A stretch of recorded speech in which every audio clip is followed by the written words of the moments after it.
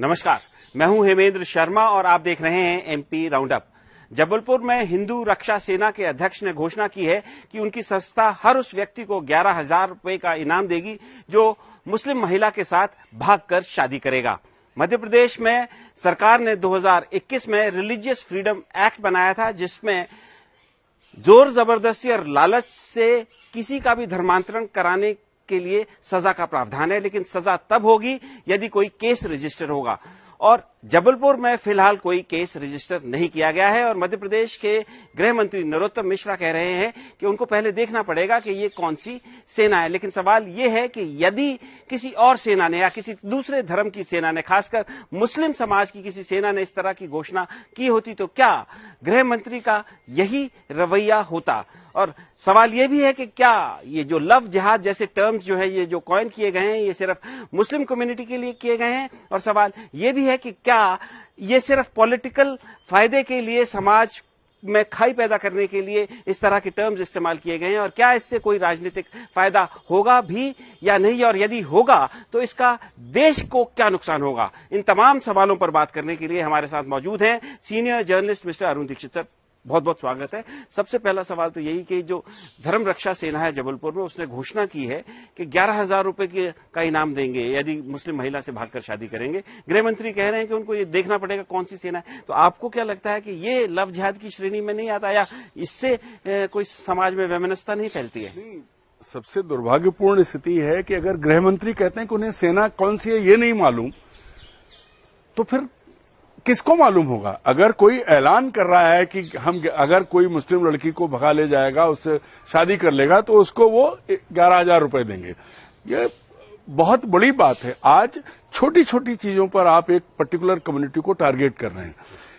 हिजाब बांधने पर आप एक स्कूल तोड़ देते हैं उसकी मान्यता।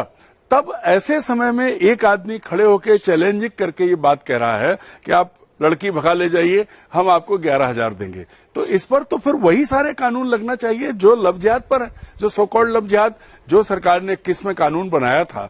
उस कानून में भाई एक रिपोर्ट तो दर्ज होनी चाहिए, कोई शिकायत तो करे कि जबरिया धर्म परिवर्तन हुआ है। अच्छा सर, एक दूसरा इसी से रिलेटेड मामला मैं आपको नरसिंहपुर से बताना चाह रहा हूँ। एक मुस्लिम लड़का था जो हिंदू लड़की से शादी करना चाहता था 6-7 महीने पहले। उसने एडीएम कोर्ट में अर्जी दाखिल की, स्पेशल मैरिजेस एक्ट के तहत शादी करना वो चाहते थे और उसमें 2 लोग जो है हिंदू जो है उसमें गवाह के तौर पर साइन थे। वो सोशल मीडिया पर बात पहुंची। सोशल मीडिया पर बात पहुंचने के बाद जो हिंदू गवाह थे उस केस में, उनके लिए शोक सभा का आयोजन वहां पर किया गया, ऐसी ही धमकी दी गई।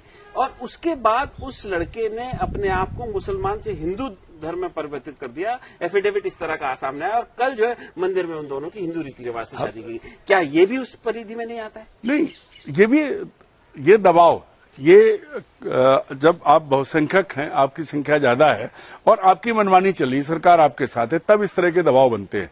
देखिए, पहले एक और चीज, बड़ी चीज है कि मुसलमान या ईसाई, इन दोनों धर्मों में दरवाजे खुले हैं, आप कुछ भी कर सकते हैं, कभी भी कन्वर्ट कर सकते हैं। पर हिंदुत्व में, हिंदू धर्म में कन्वर्जन है ही नहीं। आपके कुल, गोत्र, सारी चीजें जुड़ती है, वो कहां से दोगे? तो ये जो संभव नहीं है, घर वापसी कराई लोगों ने, तो ठीक है, उनके पुरखे गए थे या जो लोग गए। आज की तारीख में जो घर वापसी हो रही है, तो ऐसे सारे मुसलमान हमारे अपने हैं, हमारे ही खून है, क्योंकि यही कन्वर्ट हुए हैं, वो बाहर से तो नहीं आए थे। तो आज की तारीख में सरकार को अपना जो रवैया है उस पर ये नजर डालनी पड़ेगी, उस पर विचार करना पड़ेगा कि वो चाहती क्या है। अगर हिंदू धर्म सेना जो है 11,000 देके ऐलान कर रही है और वहीं जबलपुर में एक लड़की ने माँ बाप के खिलाफ, एक ब्राह्मण लड़की ने अपने मुस्लिम मित्र के साथ शादी की, तो उसका अंतिम संस्कार कराने पहुंच गए ये लोग। सर, वो भी 6 महीने बाद। हाँ, वही कह रहा हूं। तो ये क्या है भाई? हमारा संविधान 2 वयस्क लोगों को शादी करने की इजाजत देता है।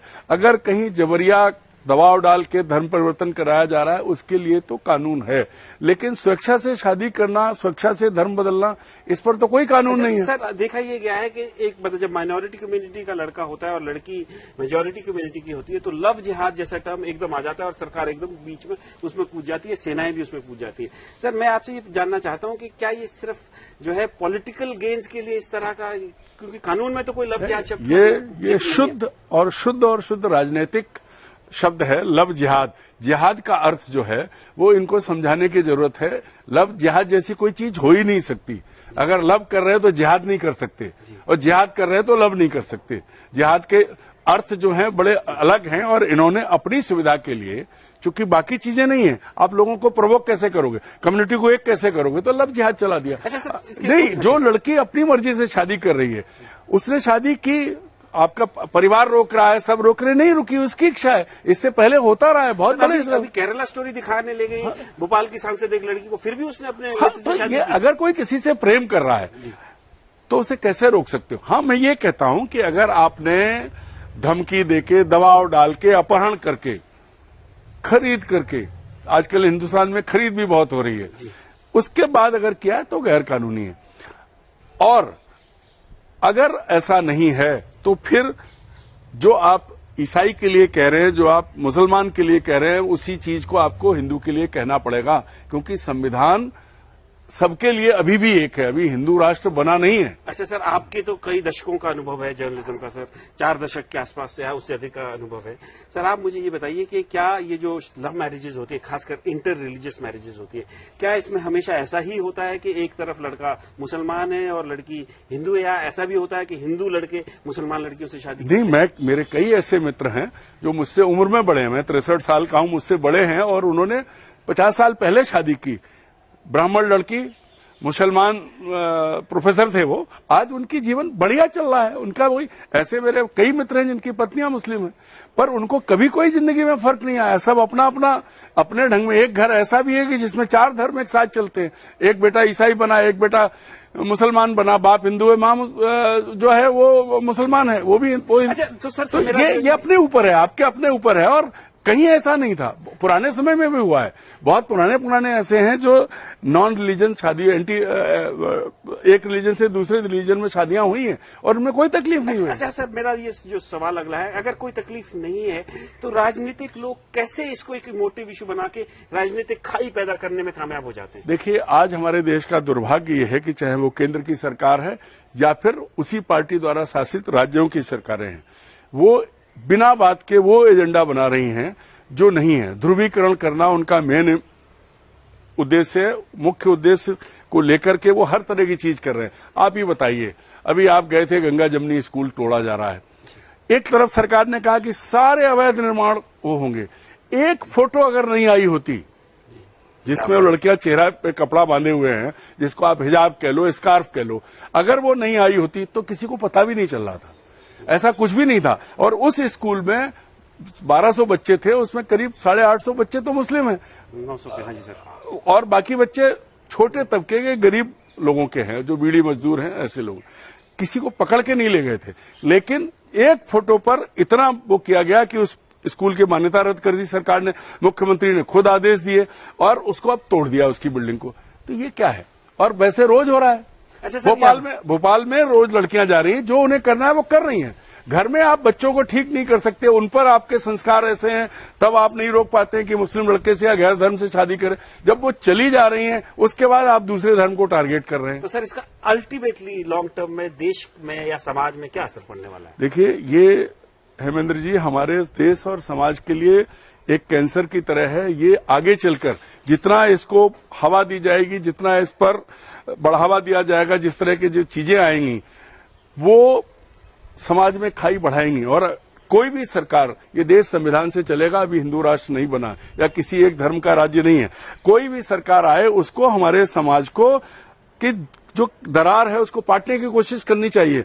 उसमें नमक डालो घाव में, आग में घी डालो, ये सरकार कर रही है। दुर्भाग्य, ये पार्टी नहीं कर रही, सरकार कर रही है। और इसका एक उदाहरण, मैं आपकी बात को दूसरी तरफ ले जा रहा हूं।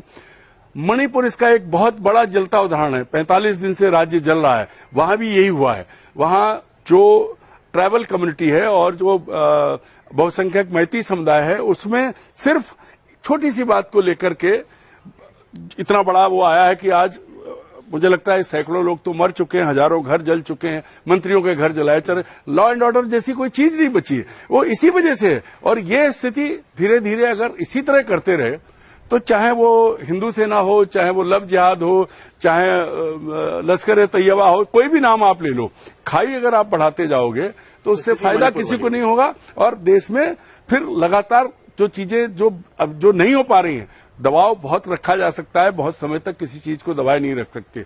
और भारत में अल्पसंख्यकों की तादाद कम नहीं है। सरकार को ये सोचना पड़ेगा कि अगर उसे देश को सही सलामत रखना है तो सभी धर्मों का सम्मान करना होगा और कानून का राज लगाना पड़ेगा। तो सभी धर्मों का सम्मान करना होगा, कानून का राज होना होगा। लेकिन वर्तमान परिस्थिति ऐसी है कि ध्रुवीकरण की राजनीति अपनाई जा रही है। इससे देश के लिए क्या परिणाम होंगे आपने सुन लिया, कैंसर जैसी ये बीमारी है। लेकिन फिलहाल राजनीतिक दलों को इसके ऊपर सोचने की आवश्यकता है। एमपी राउंड अप में आज सिर्फ इतना ही। कल फिर मुलाकात होगी, तब तक के लिए थैंक यू, गुड बाय।